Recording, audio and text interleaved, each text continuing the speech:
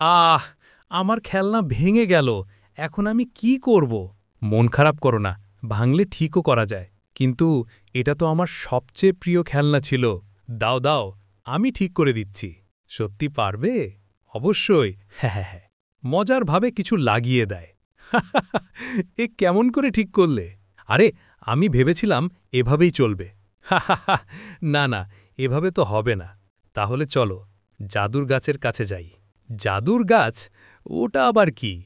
সেখানে গেলে সব সমস্যার সমাধান হয়। আচ্ছা, চল তাহলে।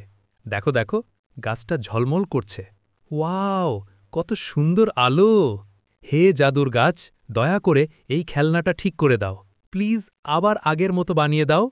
ঝলমলে শব্দ। খেলনা ঠিক হয়ে যায়। ইয়েস! আবার ঠিক হয়ে গেছে।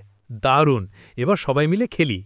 হ্যাঁ, একসাথে খেলাই তো সবচেয়ে মজা। তাহলে চলো শুরু করি। ইয়ে!